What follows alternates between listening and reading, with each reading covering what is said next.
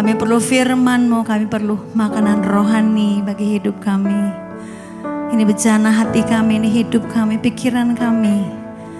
Biar melalui firman-Mu, karakter-Mu tetap ada nyata bagi hidup kami. Urapi hamba-Mu, urapi setiap kami. Biar menyenangkan hati Tuhan. Terima kasih Tuhan.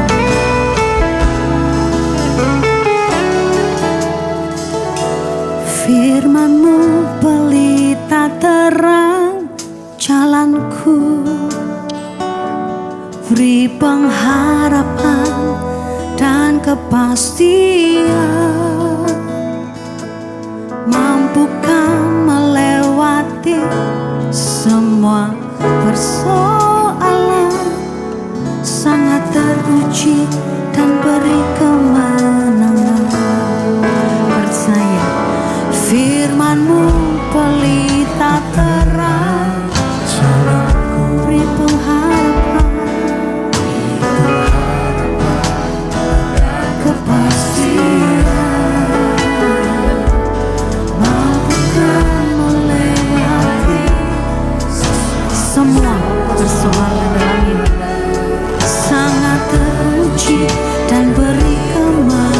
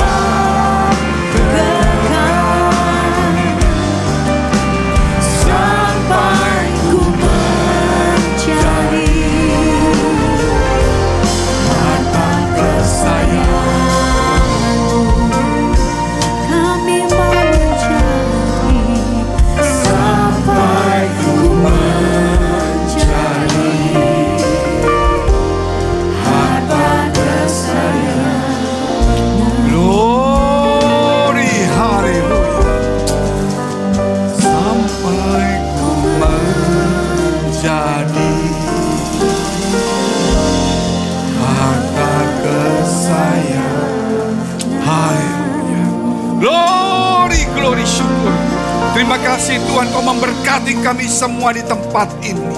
Engkau menyucikan setiap hati pikiran kami, supaya hati kami boleh sucikan, dimurnikan. Supaya Engkau Tuhan bertakhta di dalam hati kami. Supaya hati kami menjadi kudus di mana firman-Mu tinggal di sana. Dan pikiran kami menjadi bersih. Supaya kami boleh memikirkan hal yang positif, yang baik, yang manis, dan yang daripada Tuhan. Karena kami tahu bahwa hidup di dunia ini penuh dengan tantangan, godaan, dan sebagainya. Tetapi Engkau Allah yang baik, yang selalu menolong, dan selalu memelihara, dan selalu menyertai. Sehingga ketika kami khawatir pun Engkau berkata, jangan kamu khawatir. Ketika kami khawatir, Engkau berkata, serahkanlah segala khawatirmu kepadaku. Karena Engkau Allah yang maha baik. Kau urapi kami semua di tempat ini. Supaya setiap kami Tuhan mau menyerahkan hidup kami, masa depan kami kepada Tuhan. Supaya dalam hidup ini boleh berdampak dan nama Tuhan dipermuliakan. Jauhkan dari hati yang keras, jauhkan dari hati yang kotor dan yang palsu. Tuhan, supaya pikiran kami disucikan, diluruskan. Karena ini rumah-Mu Tuhan. Dan kami berdoa untuk mereka yang dalam pergumulan, mereka yang sakit, mereka yang kekurangan, mereka dalam persoalan, baik dalam pekerjaan, dalam rumah tangga, Tuhan dalam keuangan, karir, studi mereka. Bahkan iman rohani mereka. Kiranya Engkau pulihkan mereka, segarkan dan sembuhkan di dalam nama Tuhan Yesus. Kami siap untuk mendengarkan firman-Mu Tuhan. Karena sudah saatnya firman itu menguasai hidup kami dan menuntun kami ke depan. Di dalam nama Yesus kami sudah mengucap syukur dan berdoa. Haleluya. Amin. Tetap bangkit berdiri. Kita akan bacakan yaitu tentang mega project karakter Kristus hari Senin. Ikutin saya. Mega project karakter Kristus hari Senin. Lemah lembut, menghambakan diri, damai, sukacita. Lemah lembut, menghambakan diri, damai, sukacita. Puji Tuhan, saudara yang dikasihi Tuhan. Silakan duduk. Tuhan Yesus memberkati.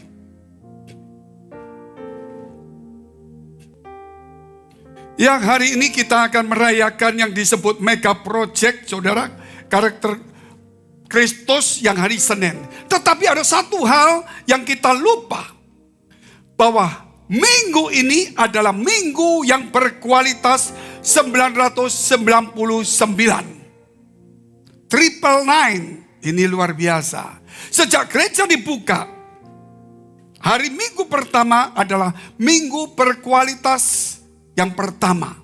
Artinya setiap hari Minggu mari kita hidup serahkan kepada Tuhan. Sungguh-sungguh melayani, sungguh-sungguh berdoa, sungguh-sungguh beribadah, sungguh-sungguh memberikan hati kepada Tuhan. Hindari pertengkaran, hindari yang namanya cekcok fitnah, dan belajar untuk menjadi berkat dilatih di hari Minggu. Supaya hari Minggu itu menjadi berkualitas bagi Tuhan. Bawa jiwa melayani, ngalah, sabar, ramah, padahal ketus mungkin. Padahal gak sabaran. Tapi kita melatih hari Minggu itu.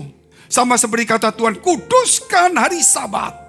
Kita bukan hari Sabat, tapi kita bukan bicara kudus, tapi mempersembahkan hidup kita kepada Tuhan sebagai persembahan yang kudus, berkenan, dan yang sempurna kepada Allah. Bukan jangan menyentuh ini, jangan menyentuh itu. Bukan, tapi memberikan sepenuh hati kita kepada Tuhan. Supaya diisi oleh firman Allah. Jikalau saudara kita mengikuti sejak awal, setiap minggu aku gak mau dosa, gak mau pikir jahat, mungkin dia jahat juga. Aku mau cari Tuhan deh, mau baik-baik, ngelayani Tuhan, mau sabar, mau senyum. Ya antri di lift ngalah sedikit, kalau makan antri yang ngalah sedikit, biasanya enggak kena berubah. Sekarang mau tarik jiwa, bawa jiwa datang ke gereja. Orang jiwanya rewel yang enggak apa-apa saudara. Yang penting, kursinya kasih orang dulu. Wah luar biasa, nyanyinya semangat, menjiwai. Berarti kita punya 999 hari yang ada di surga dan yang berkualitas. Daripada kita punya 20 hari Minggu tapi tidak ada yang berkualitas. Dan ingat saudara, dikatakan ada damai sukacita menghambakan diri. Lemah lembut, menghambakan diri menjadi hamba dari orang lain. Damai, tidak mau berkelahi. Sukacita tadi ada pujian. Pujian saudara, saya selalu menikmati pujian. Ya, dulu saya juga pernah jadi WL. Jadi WL di sini, jangan takut bisa jadi pendeta besar kamu. Tapi saya bukan besar. Tapi minimal saya dulu WL saya bisa walaupun enggak suara pas-pasan. Tapi yang penting kan ya jadi berkat dikit lah. Dari sini WL-nya bagus nyanyi, saya senang sekali. Apalagi kok WL punya spirit. Wih, gak punya spirit pun saya nyanyi. Sampai ada beberapa WL yang di kota-kota besar yang ketika melayani jemaat itu sekali ibadah 4.000 orang. 5 kali ibadah. Tapi kita undang di gereja kita cuma 100 orang. Tapi WL itu mau nyanyi semangat. Kenapa? Saudara, kalau 4.000 lebih Pak nyanyinya ngangkat. Tapi kan gak semua karena banyak orang. Tapi kalau 100 gak mungkin ngangkat. 100 top belum tentu tambah habis. Tapi ini 100, gak perlu 100. Kalau pemimpinnya, pekerjanya, pelayannya Tuhan. Kalau semangat-semangat itu yang mengangkat. Amin. Kalau pemimpin pelayan Tuhan, saudara. Kalau dia gak ngangkat, bagaimana jemaat? Jadi kita mesti menikmati sukacita dari Tuhan. Kita nyanyi bukan untuk manusia, untuk Tuhan. WL-nya enak gak enak, saya untuk Tuhan saya menyerahkan. Kapan lagi saya bisa sukacita? Ngilangkan stres, depresi. Nyanyi tepuk tangan, saudara sukacita lompat-lompat. Encok rematik hilang semua, kolesterol hilang.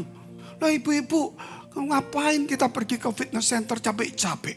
Nyanyi tepuk tangan, jangan gengsi gua. Oh, kebenaran gak mengenal gengsi. Betul gak saudara? Bayangin. Kebenaran itu adalah kebenaran. Daud pun menari-nari, tapi jangan hot-hot bahaya. Bukan hot, tapi yang penting yang enak lah alunannya.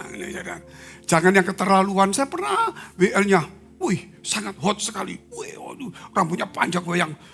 Jemaatnya malah marah-marah semua. Kenapa marah-marah? Bukan marah-marah itu saudara, malah kesetanan. Jadi mulai enggak karuan semuanya. Kalau lihat kok hot gini saudara pikir begitu. Tapi kita bukan seperti ikutin lagu. Kenapa?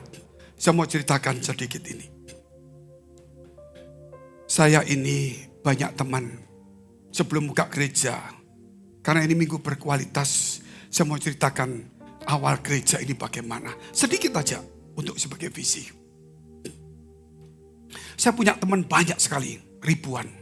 Jakarta, Surabaya, Singapura. Terlalu banyak. Ketika saya buka gereja, bahkan sebelumnya, orang-orang yang kaya-kaya Jakarta yang suka ngundang tokoh-tokoh besar. Pak Fengki buka gereja besar. Saya dukung Pak, punya kesempatan, punya orang, punya kemampuan. Kita bantu semuanya, gedung besar, semuanya bisa. Kita bikin mega church. Saya bilang enggak Pak, mega project. Jangan punya kesempatan, ayo kita kuat, kita bantu. Itu orang-orang gede saudara. Saya bilang jangan Pak. Lu kenapa? Punya kesempatan. Saya bilang Pak, jangan paksa saya untuk melawan Tuhan. Jangan paksa saya untuk berontak sama Tuhan. Gitu loh. Saya itu ada mega projectnya. Loh, tapi gereja kalau semangat banyak orang kan senang. Pujian itu boleh banyak orang semangat. Tapi semangat harus dimulai dari diri kita Bapak. Jadi kalau saya biar 100 orang. Tapi kalau kita nyanyi pujian itu bukan karena jumlah banyak. Tapi dari hatimu menikmatinya. Maka suatu hari gereja itu mau 1000. Semua orang itu sudah dimulai dari hati. Bukan karena jumlah yang banyak. Bukan karena orang lihat oh enak suaranya. Mungkin 200-300 yang nyanyi yang 1000 diam. Tapi kelihatan sudah ngangkat semuanya. Kita enggak saudara. Loh Pak bukan kalau gereja besar. Bapak semangat gereja kan bisa meriah. Meriah dimulai dari hati kita dulu. Kalau gereja kita cuma mau meriah-meriah, kita akan tarik jiwa-jiwa orang lain. Gereja lain kita taruh supaya gereja kita gegap gempita rame, orang memuji kita. Tapi Bapak tahu gak, surga itu sepi. Loh kenapa sepi? Karena Tuhan itu mau gerejanya kalau rame itu bukan narik jemaat orang lain. Tetapi harus ada jiwa bertobat. Satu jiwa bertobat, seluruh malaikat di surga sorak-sorai. Amin. Jadi gereja di mana saya mengembalakan, saudara, kita mau bikin yang rame tapi dimulai dari diri kita. Nanti kalau rame jangan lupa, kita bukan hanya gereja rame, kita buat surga juga rame. Tepuk tangan dulu untuk Tuhan yang luar biasa. Jangan membuat surga menjadi sedih karena kita tarik-tarian karena hanya cuma dipuji orang, saudara. Tapi kita harus memulai dari diri kita menjadi persembahan yang hidup. Itu yang penting. Saya berkata kepada Tuhan, saya ini sudah kehabisan jiwa. Artinya teman saya semuanya sudah, saudara, saya sudah bawa. Tahun lalu saya dapat 3 jiwa. Seakan-akan saya berkata, Tuhan, bukankah firman Tuhan berkata, 1 jiwa bertobat, seluruh malaikat di surga tepuk tangan sorak-sorai. Kalau saya dapat 3 jiwa, 4 jiwa tahun lalu, minimal saya membuat 4 kali surga gegap gempita, bukan hanya di bumi. Kalau 1 jiwa dihargai 1 hari gegap gempita di surga, Frankie nyumbang 4 hari di surga. Sisanya 261 hari direbut oleh tidak tahu 1 miliar orang. Kalau 1 jiwa dihargai Tuhan 1 jam. Ketika 1 jiwa bertobat dibawa gereja dilayani benar-benar, maka malaikat surga 1 jam. Frankie menyumbang 4 jam di surga. Tetapi kalau saya dihargai 1 menit pun, saya 1 menit dalam 1 tahun minimal kita mengisi. Dan saya tidak mau absen untuk tahun ini juga. Kalau boleh 5-10 orang saya boleh layani. Saya tidak punya kesempatan. Saya juga tidak punya waktu untuk cari jiwa, ketemu orang. Tapi saya rindu harus dapat. Kalau saudara masih punya teman, masih punya kolega. Saya nggak ada. Keluar masuk ketemu pendeta, keluar masuk ketemu pekerja, keluar masuk ketemu pelayan Tuhan. Mau disuruh apa? Kalau gak cuma hanya disuruh, buka hatimu sungguh-sungguhlah kepada Tuhan Allahmu. Loh, tapi pelayanan di gereja kan bagus, Pak. Nyuci, oh bagus. Nyapu, bagus. Pendeta, bagus. Semuanya baik. Tapi ingat itu pelayanan fisik. Khotbah bagus, bagus.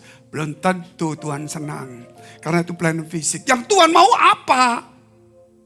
Yang Tuhan mau, kita kerjanya adalah mengubah karakter kita. Kalau cuma khotbahnya bagus, karunia bagus, pelayanan bagus. Kalau karakter nggak dirubah sulit. Saudara, oleh sebab itu dikatakan firman Allah. Ya kalau mau dibuka boleh, enggak pun enggak apa-apa. Itu Amsal 22 ya, ayat yang keempat. Ganjaran kerendahan hati dan takut akan Tuhan. Ganjaran kerendahan hati, takut akan Tuhan. Kekayaan, kehormatan dan kehidupan. Ganjaran kerendahan hati, takut Tuhan. Kekayaan, kehormatan, kehidupan. Ganjaran itu upah, Bapak Ibu. Upah itu diperhitungkan sebagai seorang pekerja. Kalau saudara kerja baru dapat upah. Saya ngetek dapat upah, cleaning service dapat upah, satpam dapat upah, saya arsitek dapat upah, harus ada kerjanya. Nah kalau di gereja kerjanya apa? Memuji Tuhan, tunggu dulu, itu hanya ibadah. Loh kerjanya khotbah? Bukan, itu jabatan, itu tugas biasa. Karena itu fisik yang dipilih Tuhan untuk meramaikannya sebagai organisasi. Terus kerja saya apa? Kerja saya adalah merendahkan diri takut Tuhan. Amin. Mengubah saya yang sombong, yang geger, yang jahat, yang suka gosip, yang suka ibaratnya bersungut-sungut dirubah mengucap syukur, bersuka cita. Saudara, diajar sabar, diajar tekun. Itulah pekerjaan saudara dan saya di hadapan Tuhan. Kalau ini oke, ini kerjaan. Tapi ini biasa. Yang membuat kita belum tentu masuk surga. Karena kita bisa mencuri kemuliaan Allah. Tapi kalau karakter kita bagus, gak mungkin kita mencuri kemuliaan Allah. Jadi jangan bicara sebagai seorang pengkhotbah. Tapi bicara sebagai anak Allah yang punya karakter Kristus. Kerjanya Frankie apa? Pelayanan, hebat. Belum. Tekun, sabar semuanya. Amin. tekun sabar. Jangan paksa saya ngelawan Tuhan. Jangan paksa saya untuk berontak sama Tuhan. Pak, nggak bisa. Ingat saudara, Daud itu dikejar-kejar oleh Saul, mau dibunuh. Tetapi ketika Saul suatu hari ada di gua dan Daud di belakangnya, Daud berkata begini, teman-temannya, Daud, bukankah kamu sudah dipilih Tuhan? Itu sudah ditinggal Tuhan. Tuhan milih kamu jadi raja. Ini Tuhan kasih kesempatan. Bunuh, selesai. Daud berkata tidak. Jangan mengotori. Kalau Tuhan mau mengangkat, silakan angkat kita. Jangan kita memaksakannya. Daud disuruh teman-temannya untuk melakukannya. Daud gak mau. Jadi jangan paksa Fengki juga untuk berontak dan melawan Tuhan. Kita harus punya jalurnya sendiri, saudara. Walaupun kita ikut Tuhan, sepertinya kita seperti Yunus harus masuk perut ikan. Mungkin seperti Yakub harus kehilangan warisan. Mungkin seperti Yusuf masuk di dalam sumur, dalam penjara, jadi budak. Tetap akhirnya dia akan ditolong Tuhan. Amin. Jadi ikuti visi Tuhan aja. Kita nggak mau jauh dari Tuhan. Sebab itu gereja ini punya visi yang jelas. Bapak Ibu, saya mau mengulang sedikit apa yang saya khotbahkan ibadah jam kedua. Saya mendapatkan sebuah visi. Banyak visi, salah satu visi ini. Saya ada di sebuah desa di depan saya. Kemudian saya berdiri sendiri dan saya lihat desa itu panjang. Kurang lebih 5 kilo atau 10 kilo. Saya tidak bisa mengukur. Saya lihat begini, tiba-tiba ada seorang perempuan kecil datang. Pak Pendeta, tolong seberangkan saya ke sampai ujung desa. Kenapa seberangkan? Mungkin anak ini kehilangan orang tuanya. Mungkin kan desa ini jahat gitu saudara. Ada apa? Ayo. Waktu saya nuntun anak ini, saya pegang tangannya. Saya injakan kaki saya pertama, mulai melangkah. Bunyi suara-suara ranting patah. Kaki kedua masuk, bunyi suara ranting patah. Kemudian saya angkat kaki yang sudah kena ranting itu ngangkat. Gak bisa terangkat. Saya lihat kenapa, saya sudah tidak lihat anak ini lagi. Saya melihat kaki saya. Ternyata ranting-ranting yang saya injak menjadi tangan manusia. Bayangkan ada jutaan tangan manusia memegang kaki saya yang di sini. Dan di situ semua ranting itu menjadi lautan tangan manusia. Mengerikan. Saya lihat, tangan semua. Sambil berteriak tanpa ada muka. Fengki berteriak. Cangkokkan aku kembali ke pohon. Saya bukan Tuhan. Saya bukan seorang nabi. Saya manusia biasa. Tapi itu visi dari Tuhan. Cangkokkan aku kembali ke pohon, cangkokkan aku kembali. Loh, gimana caranya? Tuhan berkata, Roma pasal 11. Bangsa Israel adalah cabang asli. Karena hidupnya agamawi dan sombong. Maka dipotong, dibuang. Kita adalah cabang daripada pohon yang lain. Kita dicangkokkan di tempat yang punyanya itu. Sehingga dikatakan, kalau Tuhan tidak sayang dengan cabang aslinya, Roma 11 ayat 20. Gak usah dibuka. Maka Tuhan juga bisa tidak sayang dengan cabang-cabang yang cangkokan. Oleh sebab itu jangan menjadi sombong. Jangan cuma melihat kasih kemurahan Tuhan saja. Tapi lihat kekerasan hati bagi orang yang tidak mau bertobat dan terus menerus seperti itu. Dan kalau mereka mau bertobat, aku kembali cangkokkan. Saya mengerti panggilan saya. Kenapa Tuhan suruh saya buka gereja? Bukan hura-hura, bukan persaing, bukan apa-apa. Saya mengerti artinya di ujung desa sampai ujung desa. Artinya saya melangkah. Membawa orang-orang yang merasa di gereja sudah baik. Padahal karakternya tidak baik. Sudah agama, sudah doa, sudah pelayanan. Tapi hidupnya masih tidak suci hatinya. Sehingga gereja ini bukan bicara jumlah, bukan bicara ibadah agama. Tapi kita bicara tentang pembaruan hati dan karakter manusia. Sehingga saudara, hari ini gereja ini bicaranya adalah arahnya seperti itu. Dan saya tahu Ojong itu adalah bukan Ojong dari satu desa. Ojong itu adalah akhir zaman pengangkatan. Saya harus bisa membawa semua orang-orang yang merasa ada di gereja yang hebat punya karunia. Padahal Tuhan berkata, nyala kamu sekalian pembuat kejahatan. Jadi tugas kita adalah bukan soal orang bangga dengan pelayanannya. Tapi orang harus hidup berkenan kepada Allah. Gereja sekarang diarahkan orang untuk melihat keberhasilan pelayanan mujizat karunia-Nya. Tuhan ingin melihat kita adalah buah kehidupan kita. Bapak Ibu yang dikasihi Tuhan, itu panggilan gereja ini. Jadi kita ini akan banyak menjadi contoh bagi banyak orang lain. Sulit, memang sulit. Saudara, saya ikut juga sulit. Tuhan kau nyuruh saya buka gereja. Kok sulit seperti ini? Gedung susah, semua susah. Tapi iblis ngomong, itu Tuhan yang suruh. Bikin sulit toh. Kerap kali bisa digoda. Saya bilang, nyala iblis. Saya tidak mau protes sama Tuhan. Kenapa nggak mau protes sama Tuhan? Karena bagi saya, saudara, panggilan itu adalah kemuliaan Tuhan. Saya harus melewati sumur, saya masuk sumur. Saya harus menjadi budak, saya harus jadi budak. Kalau saya harus ditawan, saya harus ditawan. Artinya seperti Yusuf. Tapi dalam arti saya mengikuti jalan Tuhan. Suatu hari visi itu akan tercapai.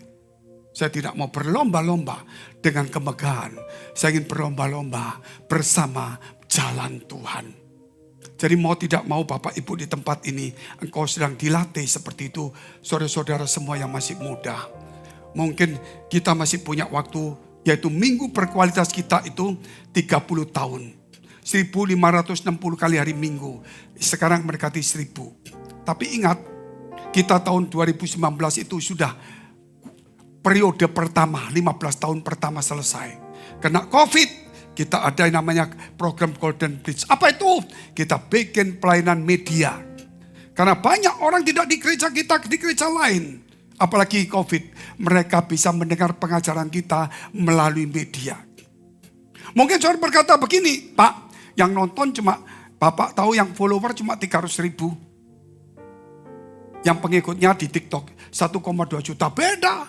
Kalau artis itu 6 juta, 12 juta, yang lain yang banyak. Saya tidak bicara itu. Saya cuma bicara orang kalau mau mendengar pengajaran kita. Yang seperti ini. 300.000 itu sudah anugerah besar. Kalau hanya cuma bikin artis 10 juta pun gak ada artinya. Seorang ahli hukum berkata begini, saya follower saya tidak banyak. Karena saya bukan artis. Tapi follower saya adalah orang yang mengerti hukum dan belajar hukum. Kalau followermu itu orang cuma mengejar hadiah. Bisa tanggap enggak? Jadi kalau orang bisa mengikuti ajaran kita di media, itu berarti bukan jumlahnya. Tetapi itu satu prestasi yang luar biasa. Karena pengajaran seperti ini tidak gampang orang bisa menerimanya. Bapak Ibu yang dikasihi Tuhan, tetaplah berjuang. Kalau engkau memang tempatkan di sini, oke. Kalau tidak pun selama hidup saya harus menikmati apa yang ada. Istri, anak, rumah saya menikmati. Karena suatu hari pun akan hilang. Betul. Saya pernah mengalami kesusahan, pernah mengalami kekayaan.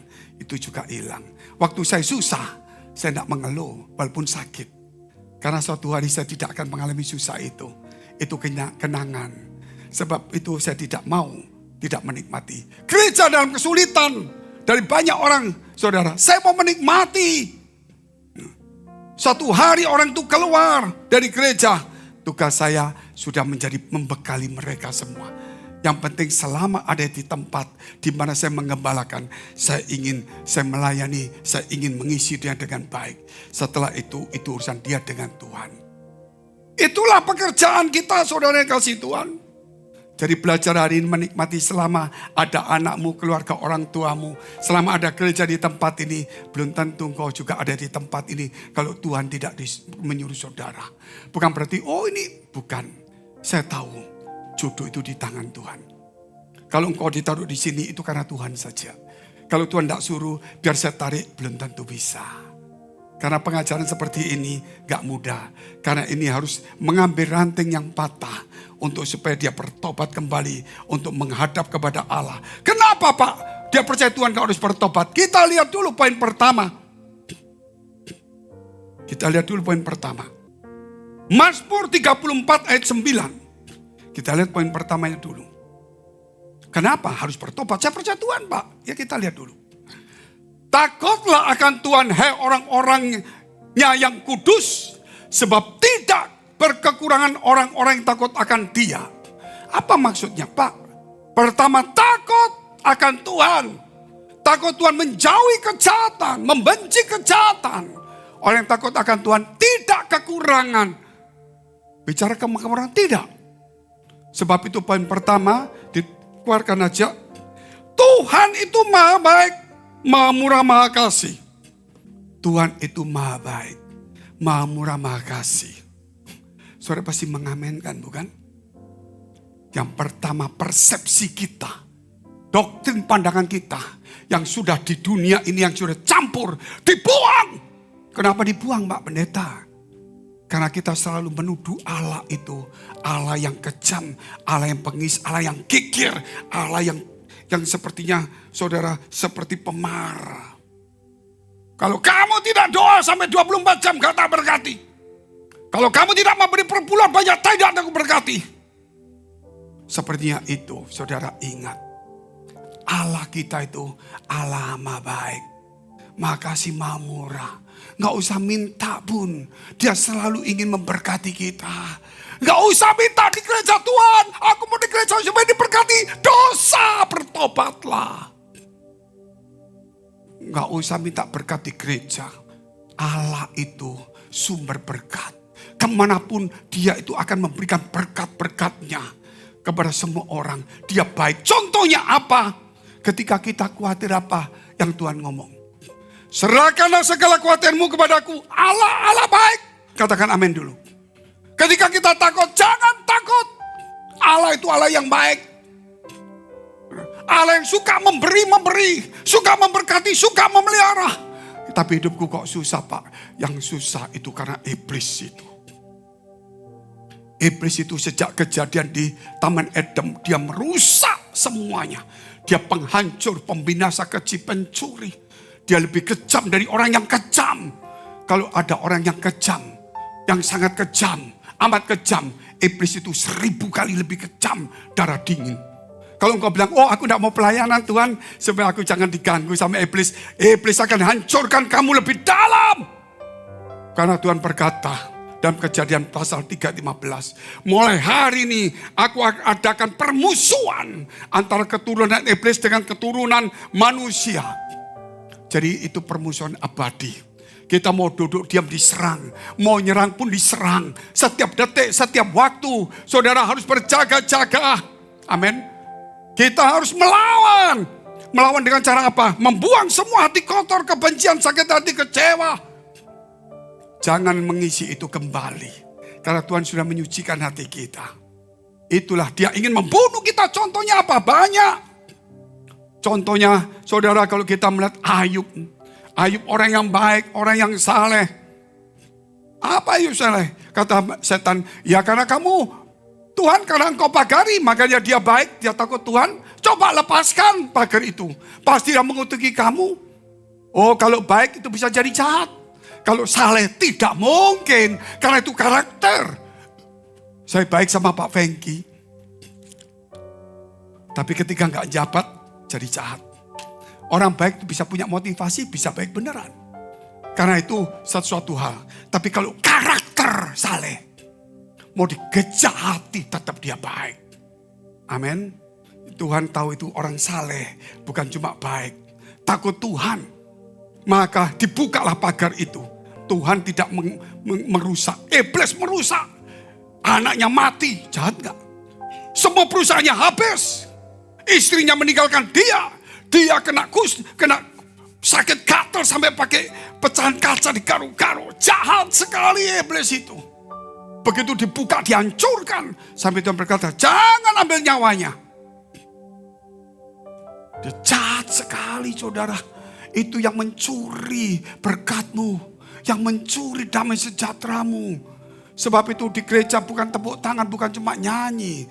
Rupalah karaktermu. Yang pertama bertobat. Bertobat apa Pak? Jangan pernah menuduh Allah itu jahat. Jangan pernah menuduh Allah itu geger. Jangan menuduh Allah itu menahan berkatmu. Dia itu selalu baik, royal memberi berkat kepadamu. Sehingga gak usah di gereja mencari berkat, mengejar berkat. Salah.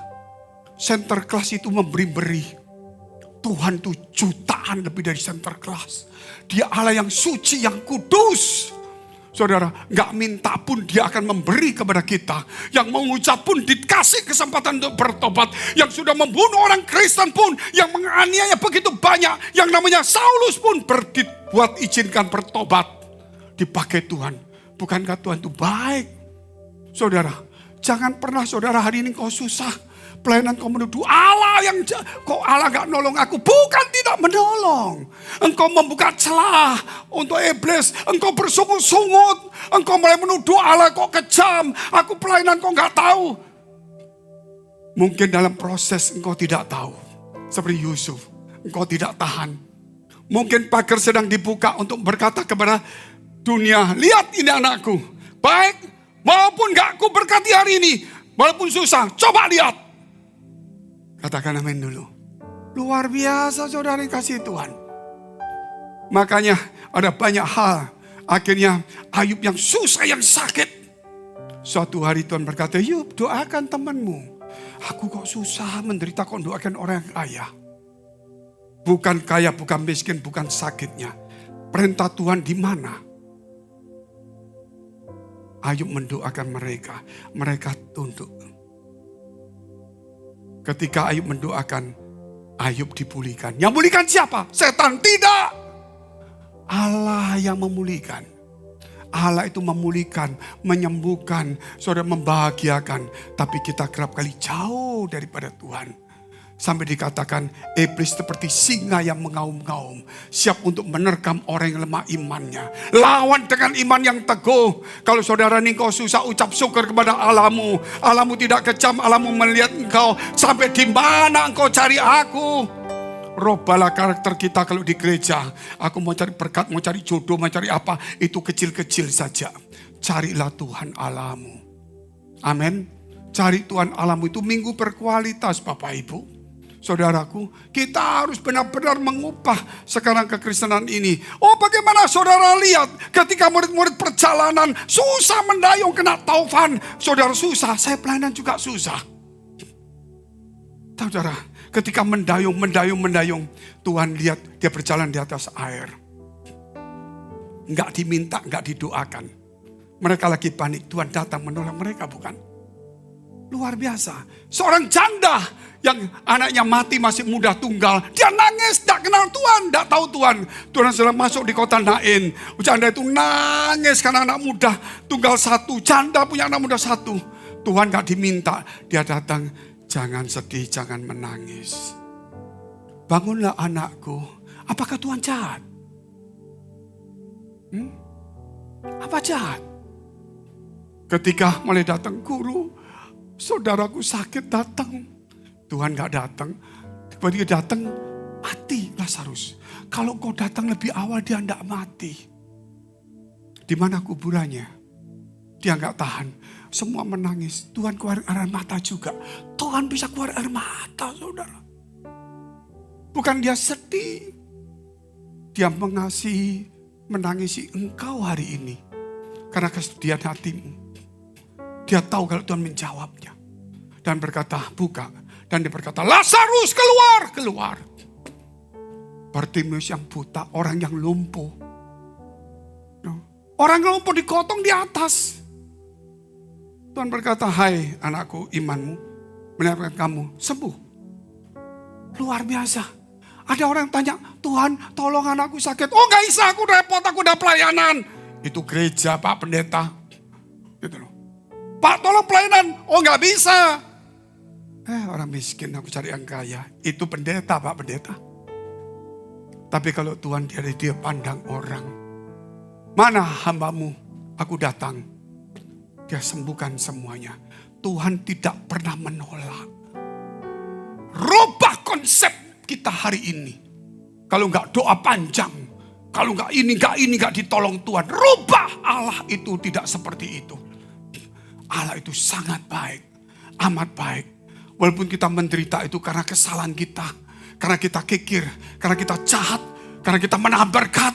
Karena hati kita tidak pernah mengucap syukur. Kita punya dendam dan sebagainya. Coba itu dibuang semuanya. Ada orang yang menyebarkan harta. Namun tidak kekurangan. Tapi ada orang menghematnya. Tapi kekurangan. Itu firman Allah. Mengajar supaya kita bermurah hati.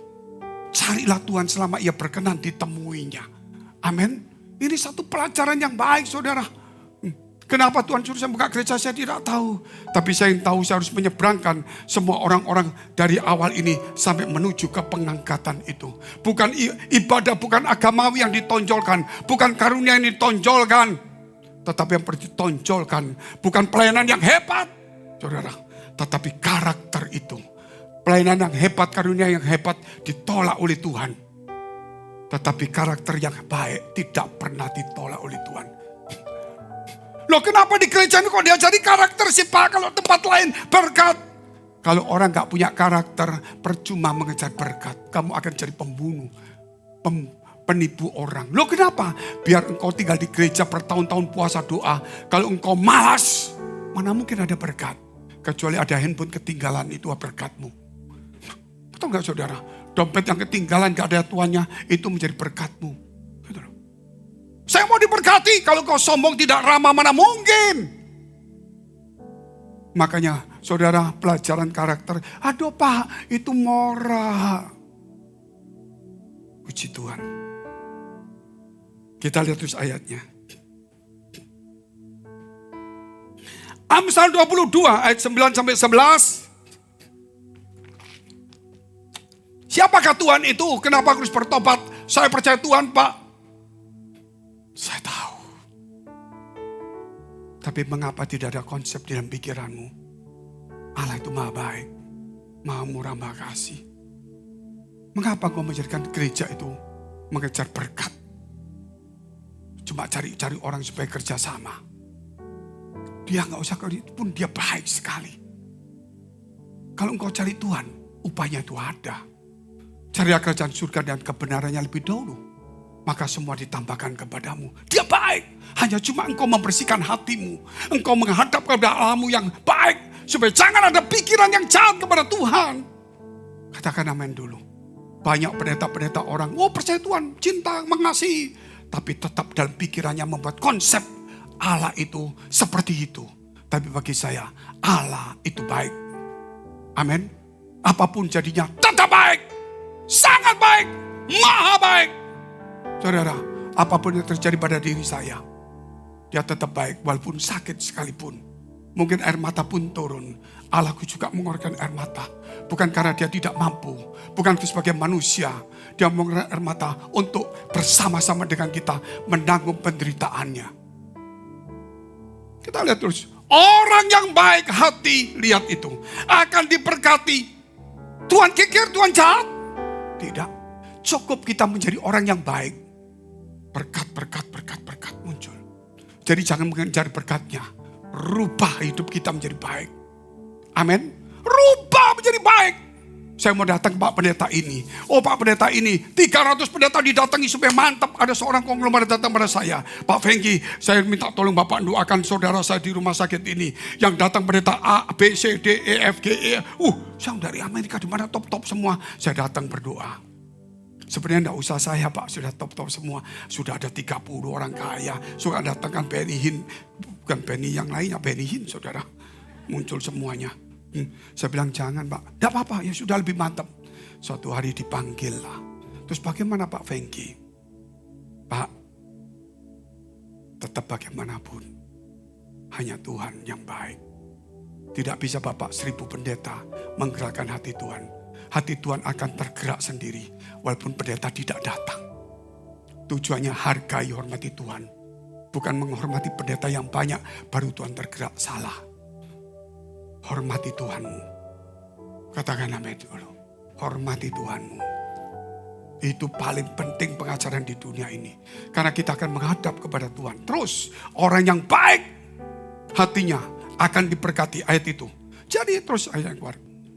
Karena ia membagi rezekinya dengan si miskin. Terus Tuhan baik gak? Jangan khawatir. Dia baik gak? Jangan takut. Dia baik gak? Jangan ada konsep lagi. Tapi aku celaka, aku bencana, rugi. Salahmu, terlalu ambisi, rakus, dibohongin orang, ikut-ikutan orang. Kurang berbakti, menganggap gereja itu cuma tempat duduk, tempat coba diberkati. Itu kesalahan yang harus kita perbaiki hari ini. Di gereja, tempat menyucikan hati kita yang kotor. Supaya kita kembali kepada saluran yang bersih kepada Allah. Terus kita lihat, usirlah si pencemooh, maka lenyaplah pertengkaran dan akan berhentilah perbantahan dan cemooh. Aku ke gereja, agak perlulah suci-suci, ngapain suci-suci, bukan pendeta. Ya kita kan bukan pendeta, Pak. Saya berkata sama dia, yang menentukan kaya siapa Tuhan? Yang memberi nasib siapa Tuhan? Bagus. Oke. Kalau engkau hari ini ke CW lagi rame enggak? Gara-gara BCA. Nawarkan mobil dengan ini, rumah dengan ini. Antrinya luar biasa. Sampai orang mau antri-antri, cuma lihat, setelah itu minta kredit. Baik-baik sama semua orang. Ini cuma minta kredit baik-baik, mau antri. Kenapa sama Tuhan kau enggak mau baik? Padahal enggak perlu antri, enggak perlu kredit, ditolong. Amin. Dia tuh baik, saudara. Ya kalau gitu cari Tuhan, bagaimana caranya? Gampang. Allah itu suci. Kalau mau ketemu Tuhan, sucikanlah dirimu. Gak perlu suci, itu pelajaran gereja yang tidak mau cari Tuhan. Kalau orang yang suci hatinya akan melihat Tuhan. Tapi orang tidak suci hatinya melihat setan. Gak ada yang amin. Kita terus saya tambah semangat saudara. Semakin sore tegang saya semakin takut loh. Saudara takutnya apa? Kalau sakit jantung mati, loh khotbahnya kok bisa membuat orang mati. Padahal Tuhan baik membuat sembuh. Jangan tegang-tegang lah. Karena saya lagi on fire hari ini. Karena 999, besok 1000 bertanah sampai 30 tahun. Terus kita lihat ayat terusnya. Usirlah pencemooh, maka lenyaplah pertengkaran. Orang ngomong-ngomong, gak usah dengar. Yang penting firman ngomong, suci, bahagia, ikut. Kamu omonganmu saya terserah, saya gak mau ikut campur. Saya mau kembali firman Allah. Tapi pendeta Pak terkenal, pendeta itu bisa ngomong tafsirnya lain. Alkitab tidak pernah berubah. Dulu, sekarang, sampai selama-lamanya. Ayat tidak pernah dirubah. Oh tahun ini tahun resesi, ayatnya diganti. Khawatirlah sedikit. Enggak, tetap sama. Dia tidak mengenal resesi, tidak mengenal situasi, tidak mengenal musim. Dia selalu berkata, orang yang datang kepada Tuhan, Tuhan tidak akan pernah membuangnya. Loh saya datang di gereja, itu setor muka absensi Bapak Ibu. Belum tentu hati kita di gereja. Kadang-kadang pendetanya siapa? Oh pendeta itu umur berapa? 80, aduh. Bahasanya ngalor ngidul Pak Pendeta. Ya, carinya manusia akhirnya. Terus 11. Apa itu? Orang yang mencintai kesucian hati dan yang manis bicaranya menjadi sahabat raja. Artinya manis bicaranya jangan ketemu orang ini orang penjudi. Lihat tuh, kalau kita suci gak diberkati Tuhan toh. Kalau jahat, iya manisnya. Tempelin Tuhan bengkok saudara. Maksudnya apa? Ini kan kata suci. Kata suci itu manis bicara itu ramah. Manisnya itu bicara firman. Jangan melawan pemerintah yang sudah ada. Ditentukan Tuhan walaupun kejam itu pun dari Tuhan. Jadi orang Kristen gak boleh demo. Amin. Tapi protes di gereja boleh. Itu salah juga. Aduh banyak protes. Protes gak pakai demo. Saya kan gak demo Pak. Protes aja. Ya podo air. Itu bahasa Sanskerta. Mazmur 115 ayat 13 saya mau tunjukkan Allah itu baik. Supaya semua pendeta, semua orang Kristen hari ini bertobat. Gereja bukan tempat kumpulan untuk mencari orang berkat. Gereja kembali mencari Allah yang hidup, yang benar. Allah yang baik, tidak memberikan sesuatu pandangan yang sukar bagi kita. Dia ingin supaya kita hidup benar. Katakan amin dulu saudara. Itu saja sebetulnya. Silakan. Ini kalau 2 jam saya khotbah bisa. Mau 3 jam. Saya tidak mau. Tambah lama tambah saya darah tinggi naik nanti. Ini sudah semangat. Semangat sama marah hampir sama Bapak Ibu. Orang yang gak senang sama saya, wih pendeta ngamuk, terserah kamu. Gitu loh. Nah, yang penting kan saya bisa senyum. Allah memberkati orang-orang yang takut akan Tuhan. Baik yang kecil maupun yang besar. Allah itu senang memberkati, senang membagi-bagikan, senang memelihara, senang wah pokoknya dia Allah itu Allah yang royal. Tetapi tidak pernah memanjakan kita. Supaya kita menjadi anak manja. Dia royal tapi mendidik kita. Ingat kata-kata itu. Jangan membuat pikiran Allahmu seperti dewa loh. Kalau enggak dikasihi sesajen, diantem saya. Oh enggak, kita enggak sesajen, hatimu yang dipersembahkan kepada Tuhan Allah. Kita mesti merubah konsep daripada doktrin yang tidak mengenal kasih. Allah itu kasih, doktrinnya bagus-bagus. Kalau menjual keluar dari kasih, doktrin itu salah. Dasar adalah kasih. Hak mungkin jahatlah Allah. Ya, hal yang kedua, takut Tuhan dan kemuliaan. Mazmur 85 ayat 9.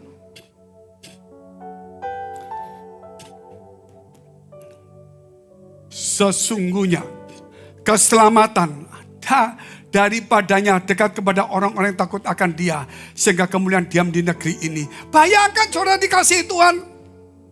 Kita yang berdosa, kita yang membuat kejahatan, kita nggak minta apa-apa, Allah turun di dunia menjadi manusia. Amin. Terus menebus orang masih menghina Dia. Allah itu Allah yang baik, penuh kasih. Makanya keselamatan hanya datang dari Allah. Orang-orang takut Tuhan. Dan kalau orang takut akan Tuhan, ada kemuliaannya. Kemuliaan akan terpancar. Jadi kalau kemuliaan itu mendatangkan berkat. Tuh kok bisa Pak? Contoh gini. Bukalah tokomu. Matikan semua lampunya. Orang gak datang juga. Restoran mau buka, kasih lampu redup-redup. Orang gak datang. Begitu lampunya nyala, orang senang semuanya. Kalau diskotik, itu tempatnya dunia lain. Jangan diomong, betul saudara. Itu beda. Kalau hidup kita ada kemuliaan Allah. Kita melihat Allah baik, bersyukur terus walaupun susah. Kenapa? Allah itu gak akan pernah mengizinkan saya susah. Kalau saya susah ini karena saya salah jalan. Konsep saya kepada Allah salah. Saudara, mukamu akan ceria. Ketika ceria, orang titip uang gak takut. Betul gak saudara? Coba saudara lihat. Mau titip daging kepada singa. Dagingnya belum dimakan, kita yang dimakan. Itu beda. Tapi kalau orang mukanya ceria, bagus-bagus, itu pasti titipi berkat, gak mungkin hilang. Tapi tunggu dulu Pak, kalau cerianya untuk nipu, itu amblas semuanya habis. Jangan main-main. Yunus, apa yang terjadi pada Yunus? Allah mengasihi satu bangsa dan berkata, Yunus, kamu pergi ke tempat itu. Itu bangsa yang tidak mengenal tangan kanan, tangan kiri. Bangsa yang jahat, aku akan musnahkan dia. Sebelum aku musnahkan, kamu datang supaya bertobat. Allah baik gak? Baik. Itu mesti dia dihancurin. Dikasih kesempatan. Yunus bilang, ngapain ke sana? Mendingan ke Tarsis aja deh. Ke tempat lain. Toh Allah selalu baik. Ngapain aku ke situ? Ke Tarsis aja deh. Toh nanti Tuhan akan ampuni juga. Capek aku ngomong mereka bertobat. Toh nanti mereka diampuni juga. Yunus anak-anak di kapal. Jatuhkan sama Tuhan. Masukkan, dikorbankan pendeta ini. Yang namanya Yunus. Bukan Fengki. Jangan salah, saudara. Dimasukkan ke sungai, di laut. Dimakan ikan, 3 hari menderita kedinginan. Gara-gara Tuhan ingin menyelamatkan ribuan orang di satu kota. Diizinkanlah hamba Tuhan itu menderita. Jangan buat saya menderita loh. Orang ajar salah-salah semuanya. Saudara, itu Yunus lain. Saudara, diizinkan hamba Tuhan itu menderita. Hanya untuk menyelamatkan ribuan orang. Allah itu kasih. Mungkin yang Yunus kau jahat Tuhan. Yunus akhirnya dipaksa. Akhirnya dia ngomong, orang bertobat semua. Setelah bertobat Yunus ngamuk. Karena aku sudah ngomong. Kalau engkau pasti mengampuni, buat apa aku datang jauh-jauh? Tiba-tiba dia panas. Ada satu pohon. Baru muncul, gak ada yang nanam. Gak sampai 1 hari muncul besar. Tahu-tahu keluarganya. Dia waktu kena panas. Loh tapi kok ada pohon? Loh 1 hari muncul, dingin sekali. Tuhan menghibur Yunus. Tapi dia marah. Tuhan ngomong, Yunus, siapa yang menanam pohon ini? Tuhan. Katanya, Yunus baru mengerti kasih Allah. Yunus sendiri pun dihibur Tuhan. Kalau Tuhan saja, saudara, ingin menanam pohon dan memberikan sesuatu yang bagus. Yunus dihiburkan. Aku panas ditolong Tuhan. Makanya Tuhan itu selalu baik. Kalau engkau baik, tolonglah orang yang jahat supaya jadi baik. Amin. Saudara baik, cari jiwa-jiwa supaya datang ke gereja. Kalau saudara jahat, pasti orang gak mau datang di gereja. Yang terakhir, Tuhan yang menentukannya. Wah, ini seru, tapi singkat aja. Karena ada PM-nya 999, ada khotbahnya 4,5 menit, ada ya masa lalunya di setel sedikit. Minggu depan masa lalu tambah lagi supaya saudara tahu gerakan awalnya. Tuhan yang menentukan. Amsal 22 ayat 1 sampai dengan 4. Coba kita lihat ayat ini. Saya gak mau perpanjang ngomongannya. Nama baik lebih berharga daripada kekayaan besar. Kata Tuhan loh, jaga namamu. Jangan mengejar kekayaan dulu, jaga namamu. Karena Allah itu baik, kalau kamu kuat, kalau memang kerbatnya baru kuat, pasti diisi. Minta kaya tapi kerbatnya gak ada. Mau minta sesuatu tuh menyediakan semuanya. Mau minta mobil, saya minta mobil Tuhan. Tak kasih parkir di mana? Tinggal di kampung gak ada garasi. Stres kamu nanti di mobil. Harus kerbatnya dulu. Itu kalau mau dipakai Tuhan, persiapkan hidup yang bagus. Kalau mau diberkati, persiapkan semuanya. Terus kita lihat, dikasih orang lebih baik daripada perak dan emas. Ayat 2. Orang kaya dan orang miskin bertemu di gereja. Tidak boleh dibedakan. Semua sama di hadapan Allah saat itu. Rezeki di tangan Tuhan. Amin. Di gereja tempatnya semua sama. Mau pejabat mau semua sama. Tidak boleh bedain. Kalau sudah pembedaan.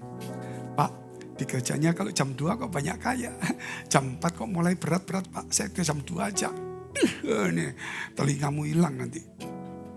Semua sama saudara. Amin. Kenapa? Orang kaya dan orang miskin bertemu. Yang membuat mereka semua ialah Tuhan. Yang menciptakan nasib malang, nasib muncul Tuhan. Cari Tuhan. Amin. 3 dan 4. Kalau orang bijak melihat malapetaka, bersembunyilah ia. Tetapi orang yang tak berpengalaman berjalan terus lalu kena celaka. Yang 4 yang terakhir. Ganjaran kerendahan hati dan takut akan Tuhan adalah kekayaan, kehormatan dan kehidupan. Saya tutup dengan satu, tadi saya dapat satu kisah. Ada seorang gembala kita, pergi pindah keluar kota satu provinsi. Buka usaha di tempat itu. Saya bilang, Pak Gembala, jemaatmu kamu tinggal. Gak apa-apa Pak, usaha. Jangan balik saja. Wah gak bisa. Dia buka, rame tokonya. Tapi kurang terus, tambah susah.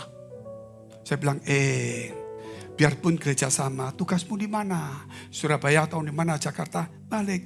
Waduh, kalau balik naik pesawat, naik kereta api berjam-jam. Balik, mesti datang. Dia mulai nurut. Dia kerjanya di sana Senin sampai Sabtu. Sabtu dia pulang ke kotanya. Itu naik bis 3 jam, naik kereta, naik ferry dan sebagainya.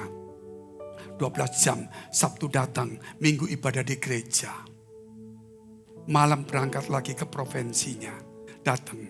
Sejak itu kata anaknya, kata papanya, dulu protes. Karena papanya sama anaknya bilang, aduh, papanya bilang, sejak aku kembali sungguh-sungguh sama Tuhan. Walaupun aku capek, PPPP dalam 2 hari. Tokonya rame, gak serame dulu mungkin lebih rame. Tapi kita masalah hilang semuanya. Dan orang-orang berkata begini, aku heran lihat papamu, orang ini. Kenapa ya? Ada toko, ada gereja. Dia tinggalkan usahanya. Jauh-jauh sampai ke sana cuma cari Tuhan melayani. Balik lagi. Kok seperti ini ya? Akhirnya dia berkata, oh inikah yang cari Tuhan? Sampai orang di kota itu bilang, aku yang satu kota aja gak ke gereja. Ini orang perjalanan sampai 9 jam. untuk nyari gereja. Padahal di situ ada. Orang itu bertobat. Bukan karena khotbah kita. Karena contoh hidup kita menghargai Tuhan. Kita pakai berdiri, kita berdoa. Kau memberkati kami semua di tempat ini. Kau menyucikan, menguduskan kami semua di tempat ini.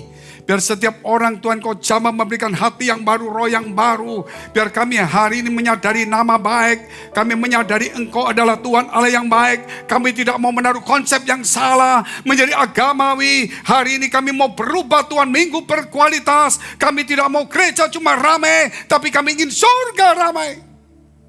Kami tidak mau cuma ramai karena jumlah suara yang banyak. Tapi kami ingin gegap gempita melalui hati kami. Kami ingin berubah semuanya. Tuhan, kami tidak mau melawan Tuhan. Kami tidak mau memberontak Tuhan. Walaupun kami kerap kali seperti Yunus Tuhan. Karena kasih-Mu kepada banyak orang. Sehingga Engkau mengorbankan orang yang Kau cintai. Yesus Kristus harus turun ke dunia. Bahkan mungkin kami pun harus sepertinya itu. Tapi Engkau tetap memelihara, Engkau Allah yang baik. Terima kasih Tuhan, terima kasih. Biar setiap orang ini mulai kembali konsepnya kepada Tuhan. Takut akan Tuhan dan kemuliaan. Dan Engkaulah Allah yang menentukan nasib. Kami mengucap syukur Tuhan. Supaya kami menjadi orang-orang yang boleh berubah karakter kami. Supaya kami percaya Tuhan. Engkau Allah yang sangat baik. Maha baik. Yang betul-betul mengasihi setiap kami. Pada kesempatan kali ini Tuhan. Kami mau bersyafaat, kami mau berdoa buat gereja-gereja yang ada di seluruh dunia. Bagi para hamba Tuhan sampai kepada semua jemaatnya. Kiranya Tuhan memberkati mereka semua. Supaya mereka menjadi berkat dan berdampak.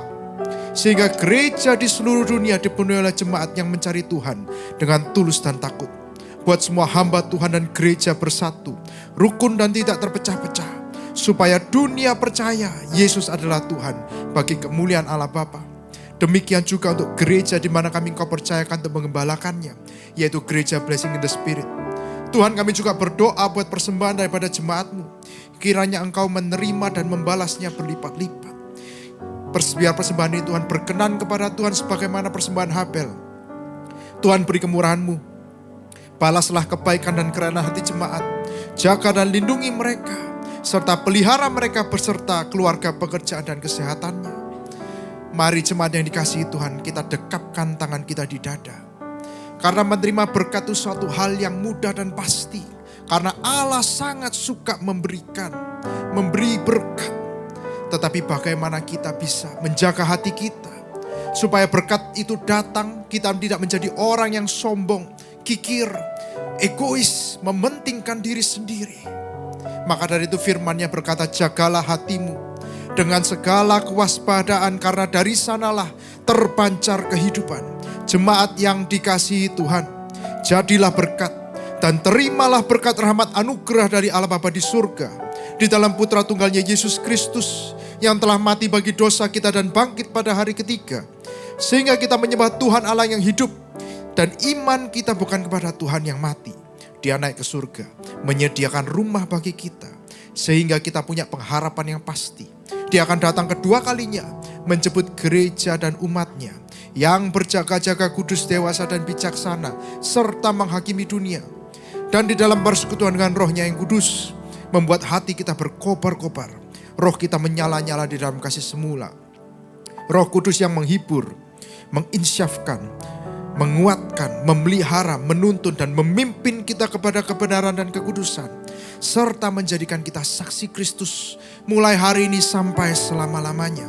Mari kita tutup di dalam doa Bapa kami. Bapa kami yang ada di surga, dikuduskanlah nama-Mu, datanglah kerajaan-Mu, jadilah kehendak-Mu di bumi seperti di surga. Berikanlah kami pada hari ini makanan kami yang secukupnya, dan ampunilah kami akan kesalahan kami, seperti kami mengampuni orang yang bersalah kepada kami.